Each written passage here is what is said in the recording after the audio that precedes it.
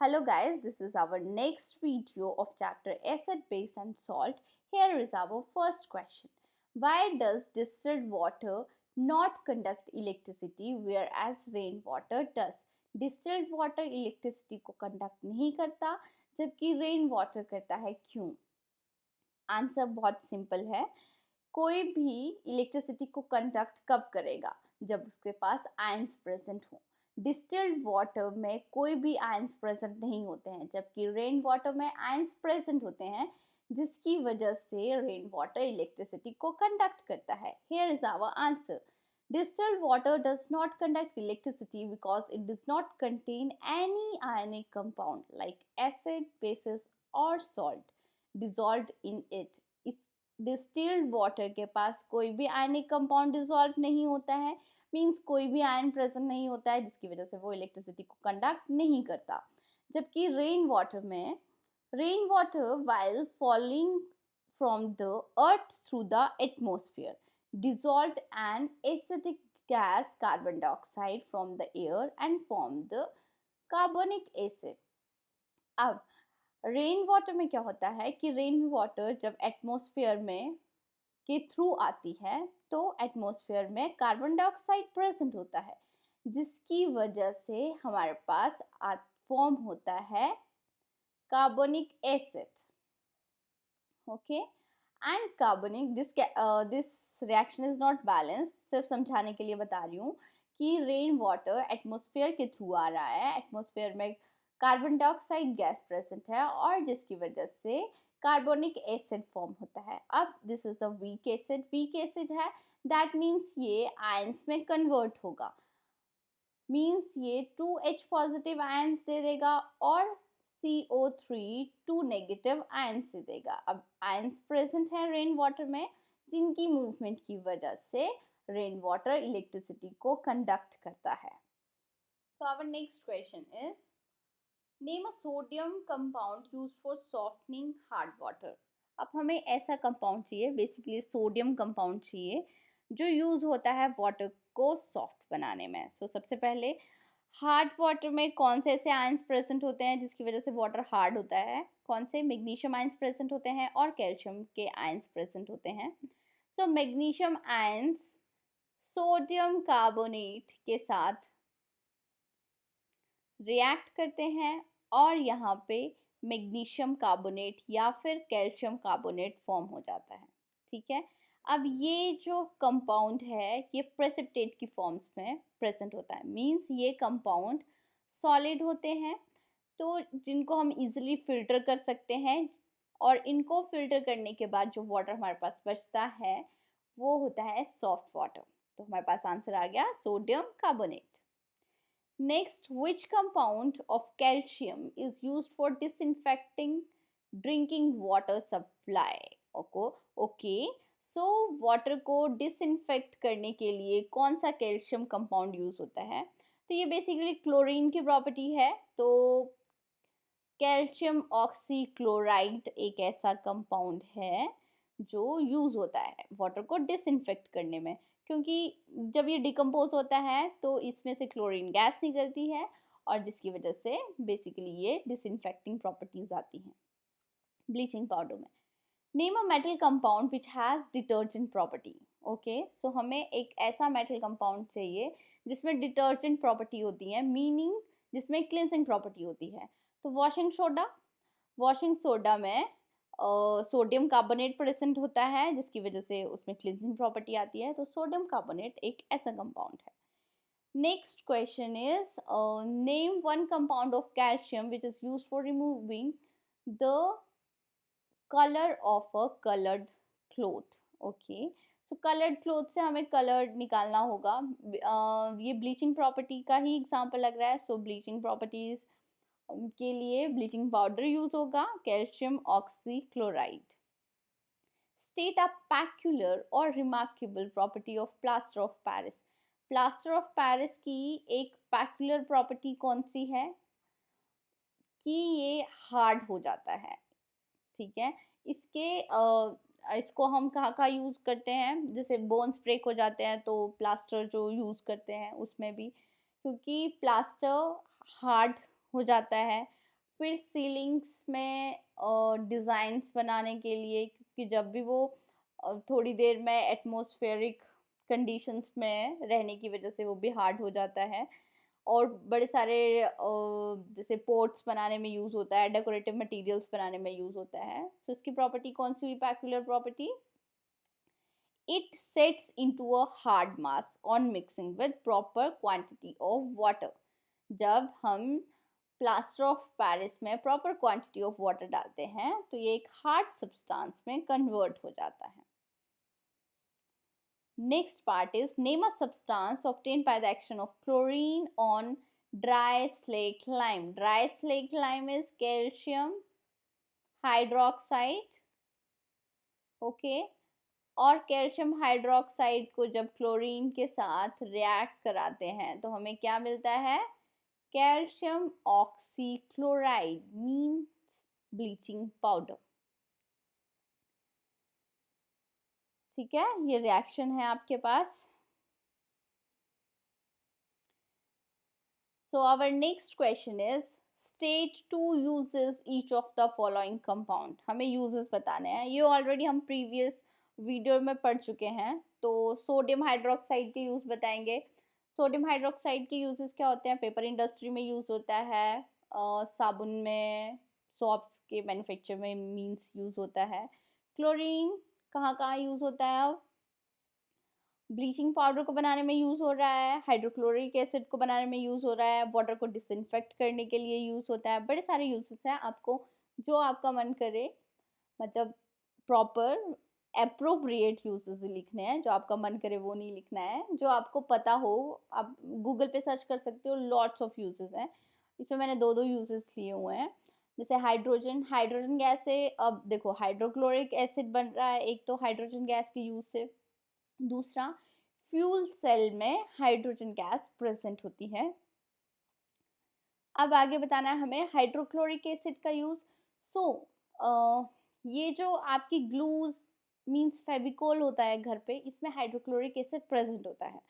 और क्या है, टेक्सटाइल और डाइंग और टैनिंग इंडस्ट्रीज में भी इसका यूज होता है। मींस फैक्ट्रीज में, इंडस्ट्रीज में इंडस्ट्रियल यूजेस हैं हाइड्रोक्लोरिक एसिड के।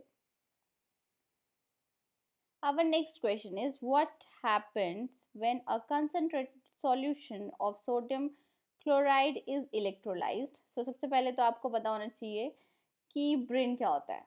ठीक है, so सोडियम क्लोराइड को, कंसनट्रेटेड सोडियम क्लोराइड को जब हम वाटर में डिसॉल्व करते हैं तो जो सॉल्यूशन बनता है उसको हम ब्रिन बोलेंगे। ठीक है, अब हम ब्रिन को इलेक्ट्रोलाइज कर रहे हैं। सो उसकी इलेक्ट्रोलाइजेशन से कौन कौन से प्रोडक्ट बनते हैं, उस रिएक्शन को क्या नाम देते हैं, उस प्रोसेस को क्या नाम देते हैं, ये सब कुछ बताना है इस क्वेश्चन में। So first answer is means A part is when a concentrated solution of sodium chloride is electrolyzed, it decomposes to form sodium hydroxide, chlorine gas and hydrogen gas. ठीक है, so this is sodium chloride को हम जब water के साथ dissolve कर रहे हैं और इसको इलेक्ट्रोलाइज कर रहे हैं। ठीक है, इलेक्ट्रोलाइज करने से हमें क्या फॉर्म हो रहा है? सोडियम हाइड्रोक्साइड फॉर्म हो रहा है, हाइड्रोजन गैस रिलीज हो रही है और क्लोरीन गैस रिलीज हो रही है।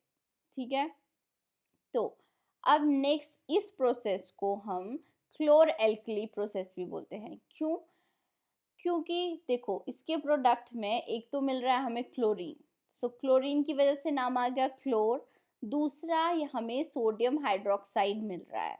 सो सोडियम हाइड्रोक्साइड एक ऐसा बेस है जो वाटर में डिसॉल्व हो जाता है, और ऐसे बेसिस जो वाटर में डिसॉल्व होते हैं उनको हम बोलेंगे एल्कली।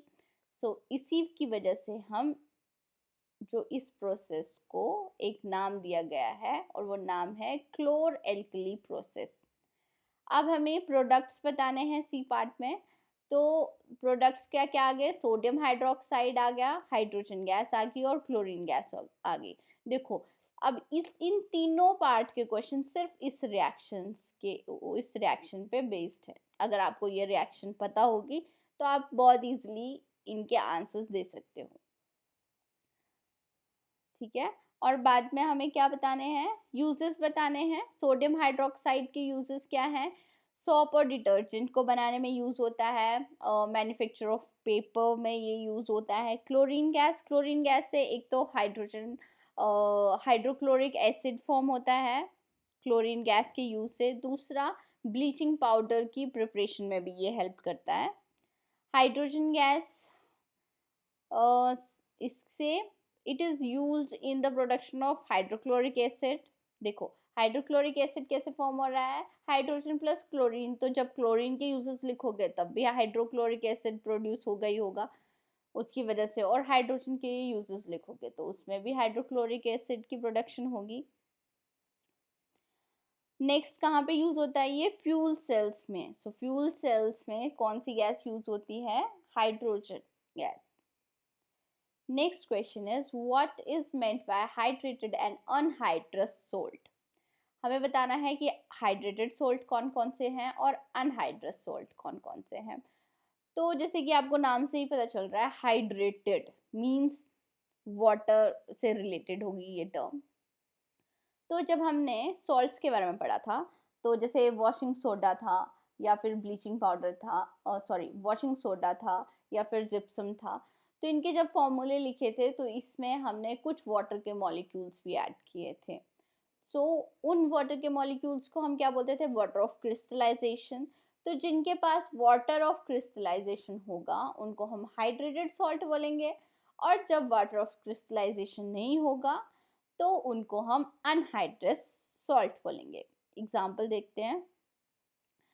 सो यहाँ पे हाइड्रेटेड सॉल्ट के एग्जाम्पल कौन कौन से आ गए, जैसे आप कोई भी एग्जाम्पल लिख सकते हो। कॉपर सल्फेट है, कॉपर सल्फेट का जब भी फॉर्मूला लिखा जाता है तो उसमें 5 molecule of water of crystallization लिखे जाते हैं। मींस कॉपर सल्फेट का फॉर्मूला CuSO4 डॉट 5H2O ऐसे करके लिखा जाता है। तो यहाँ पे 5 वाटर मॉलिक्यूल्स लिखे हुए हैं, this means that this is hydrated salt.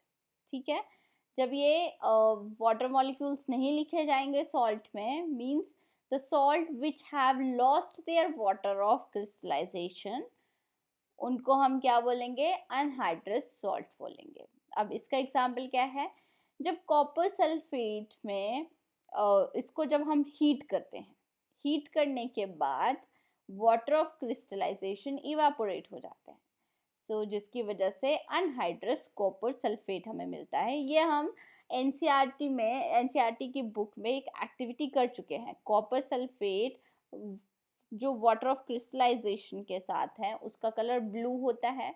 जब हम इसको हीट करते हैं तो वाटर वेपर्स की फॉर्म में इवेपोरेट होता है, और उसकी वजह से अनहाइड्रस कॉपर सल्फेट हमें मिलता है जिसका कलर वाइट होता है। ठीक है, so copper sulphate is pentahydrated salt. ठीक है, इसका फॉर्मूला होगा ये, और इसका कलर क्या होता है, ब्लू कलर का होता है, ये ऑलरेडी मैंने आपको बता दिया। और आयरन सल्फेट अगर दूसरा इसका एग्जाम्पल है, आप कुछ भी लिख सकते हो, जिप्सम भी लिख सकते हो। ठीक है, आप सोडियम का वॉशिंग सोडा का फॉर्मूला भी लिख सकते हो। सो स्पेसिफिकली आपको यही नहीं लिखने हैं, आप कोई भी लिख सकते हो। अब फेरिक सल्फेट जो है, आयरन सल्फेट, इसका कलर ग्रीन कलर का होता है। ठीक है, सी पार्ट क्या है, what will be the color of litmus in an aqueous solution of ammonium chloride salt। the अच्छा, अब ammonium chloride NH4Cl ये फॉर्मूला है इसका। अब ये किससे बना है, ये एक स्ट्रॉन्ग एसिड से बना है। ठीक है, स्ट्रॉन्ग एसिड से और वीक बेस की वजह से। जब वीक बेस और स्ट्रॉन्ग एसिड मिलते हैं तो एक सॉल्ट बनता है, और इस सॉल्ट को हम क्या बोलेंगे, एसिडिक सॉल्ट बोलेंगे। और एसिडिक सॉल्ट क्या करते हैं, मींस उसके पास एसिडिक प्रॉपर्टीज होंगी। एसिडिक प्रॉपर्टीज मींस कि वो ब्लू लिटमस पेपर को रेड में कन्वर्ट करेंगे। The aqueous solution of ammonium chloride salt turns blue litmus into red? Next question is, a metal salt, अब मेटल का कोई सॉल्ट है which is blue in colour. Okay, एक metal का salt जो ब्लू कलर का है. when a salt A is heated strongly over a burner, then substance B is eliminated. Okay, so A को हमने बर्न किया. ठीक है, A को क्या कर दिया हमने, बर्न करा. तो बर्न करने के बाद उसमें से एक बी कोई सब्सटेंस एलिमिनेट हुआ और साथ में सी जो है वो पाउडर के फॉर्म में रह गया. when a few drops of liquid D are added to powder C, अब इसमें हमने C पाउडर में हमने कोई ड्रॉप्स डाली D की. D जो है लिक्विड है. it becomes blue again. अब A जो है वो ब्लू कलर का है. ठीक है, अब जब हमने C में D डाला तो ये फिर से ब्लू कलर का हो गया. तो ये क्या है, ये एक्टिविटी है जो एनसीईआरटी में हमने पढ़ी हुई थी. मींस कॉपर सल्फेट था. ठीक है, कॉपर सल्फेट 5H2O मॉलिक्यूल्स इसमें, और जिसको हम वाटर ऑफ क्रिस्टलाइजेशन बोलते हैं. जब इसको हीट करते हैं तो ये वाटर के मॉलिक्यूल्स इवेपोरेट हो जाएंगे और हमारे पास कॉपर सल्फेट बचेगा. और कॉपर सल्फेट पाउडर फॉर्म में होता है, वाइट पाउडर के फॉर्म में. तो सी जो आ गया वो कॉपर सल्फेट आ गया. बी क्या है, अब बी वाटर है. ठीक है, और डी क्या होगा, डी भी अगेन वाटर ही होगा. वाटर के एडिशन से फिर से कॉपर सल्फेट ब्लू कलर में कन्वर्ट हो जाएगा. आंसर आ गया ये. ए का formula is copper sulphate, B is water, C is anhydrous copper sulfate. Means अब इसके पास वाटर ऑफ क्रिस्टलाइजेशन नहीं है. और D is again water. So our next question is, consider the following substances. ये हमारे पास कुछ substances दिए हुए हैं, इससे रिलेटेड क्वेश्चंस पूछे हुए हैं जिसके आपको आंसर्स देने हैं. ठीक है, the first part is, which two substances combine to form bleaching powder? Bleaching powder कैसे फॉर्म होता है? आपको पता है ये रिएक्शन हम बहुत बार कर चुके हैं. Slate lime, dry slate lime, calcium hydroxide जब रिएक्ट करता है क्लोरीन के साथ, ठीक है, तो हमें क्या मिलता है, कैल्शियम ऑक्सीक्लोराइड. तो कौन कौन से सब्सटेंसेस यूज हुए, कैल्शियम हाइड्रोक्साइड और क्लोरीन. दूसरा क्या क्वेश्चन है, which four substances are utilized in the production of washing soda? Washing soda की प्रोडक्शन में कौन कौन से सब्सटेंसेस यूज होते हैं. तो इसकी प्रिपरेशन, वॉशिंग सोडा की प्रिपरेशन वाली हमने रिएक्शन करी थी. इसमें कौन कौन से यूज होते थे, NaCl यूज होता था, वाटर यूज होता था, कार्बन डाइऑक्साइड और अमोनिया. ये सब मिलके सोडियम हाइड्रोजन कार्बोनेट बनाते थे और जब हम उसको हीट करते थे तो हमारे पास सोडियम कार्बोनेट आता है. ठीक है, सो आंसर ये रहा बी पार्ट. इसमें NaCl आपको ढूंढना होगा, NaCl. ठीक है, अमोनिया, वाटर और CO2 यूज होता है. ठीक है, next, which compound represent plaster of Paris? अब हमने देखना है प्लास्टर ऑफ पेरिस को रिप्रेजेंट करने के लिए मींस फॉर्मूला क्या होता है प्लास्टर ऑफ पेरिस का. तो हमने एनसीईआरटी में पढ़ा है कि plaster of Paris is CaSO4 H2O. कितने मॉलिक्यूल होते हैं इसमें, हाफ H2O होते हैं. अब इसका हाफ H2O का क्या मतलब है कि दो कैल्शियम सल्फेट के मॉलिक्यूल्स ने एक वाटर मॉलिक्यूल्स को सराउंड किया हुआ है. तो हम इसको ऐसे भी लिख सकते हैं 2CaSO4 NaOH4.H2O, बात एक ही है, ठीक है। तो हमारा थर्ड सी आंसर आ गया, 2CaSO4H2O. D part is, which compound is a part of baking, which compound is used in the formation of baking powder. Baking powder में कौन सा कंपाउंड यूज होता है? Sodium hydrogen carbonate. जब sodium hydrogen carbonate को ही हम acid के साथ रिएक्ट करते हैं तब हमारे पास बेकिंग पाउडर हमें मिलता है, ठीक है। Which compound is used as an antacid. Antacid में कौन सा कंपाउंड यूज होता है? कोई बेसिक कंपाउंड यूज होगा, और यहाँ पे हमें दिया हुआ है सोडियम हाइड्रोजन कार्बोनेट।